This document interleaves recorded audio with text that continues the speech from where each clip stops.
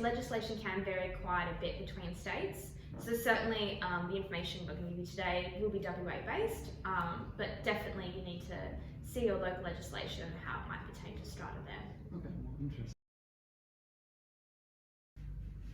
Hello, welcome to another interview with Real Estate Talk with Walter. I'm a commercial property manager at SVN and a contributor at the Property Tribune. And today I'm here with my colleague Lauren, and we're going to talk about the age-old question, is maintenance the responsibility of the strata company, the landlord, or the tenant? Lauren, welcome. Hi, thank you for having me. Pleasure. All right, well, let's go straight into it. Is there an one-size-fits-all answer to this question? Absolutely not. It really depends on the type of strata that you're living in or renting, as to what is considered strata and what is considered owner or maybe even tenant maintenance. Right. So it's really important that you get to know what kind of strata you are, and that will define what becomes strata and what isn't. Okay, all right, perfect. All right, so what are commonly maintenance items that a strata company does look after? Yeah, again, so it depends on the type of strata you're in and what is considered common property. So basically anything is common property will be strata. So things like perhaps roofs, perhaps your paving, perhaps your lighting, it really just depends on the definitions of your strata and the lot, and also sometimes the bylaws. Okay, all right, so it's really a complicated item to look into. It certainly is. No strata is the same, so it really does depend. So okay, this is why you should always have a strata manager. Yes. Maybe edit that one.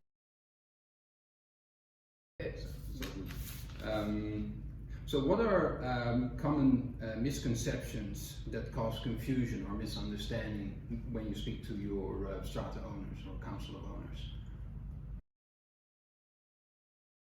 Yeah, so typically we find owners with multiple stratas will get confused as to why certain items are covered in their strata within other schemes and perhaps not this scheme.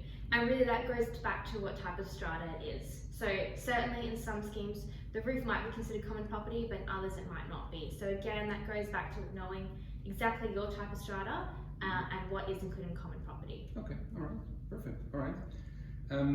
So when is maintenance an owner's responsibility and when does it become a tenant's responsibility? This depends on the lease type, so it might vary between commercial and residential. So you really need to check your lease agreement that's in place, and that will dictate to you what needs to be done. If you ever have any questions, obviously refer it back to your property manager and they'll be able to assist you. Okay, all right, perfect. Makes sense. And then of course, if it is a commercial tenant and the lease allows for it, then most of the repair and maintenance goes to the tenant. Correct. It is an owner's responsibility. So in the sense that it is an owner's responsibility, and then they delegate that to their occupant.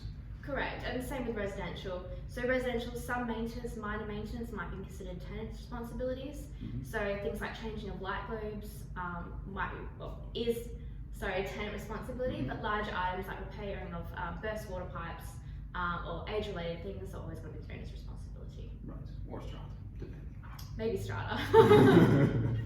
Okay, no worries. Okay, so could you share with us maybe a case study where you can see how complicated these maintenance items are? You have a situation where lots of research had to be done to find out who the responsible party was. Yeah, certainly.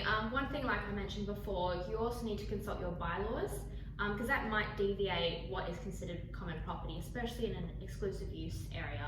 Right. So technically, while the strata plan might read that it certainly is the strata's responsibility to maintain, the bylaws may stipulate something else. So that can cause confusion. So you do need to be aware of both the strata plan and the registered bylaws. Okay, all right, perfect, no, excellent.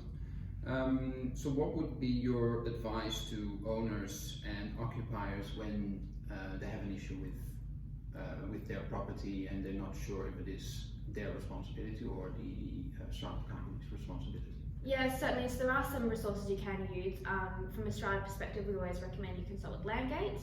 But definitely, if you do have a strata manager, consult with them as well. They should be able to understand your property and help you to understand it as well.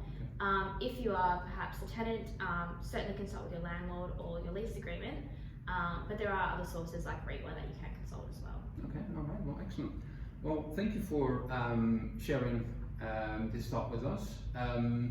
If you have a question about the management of your strata, then please feel free to contact Lauren, or feel free to reach out. I'm happy to facilitate an introduction.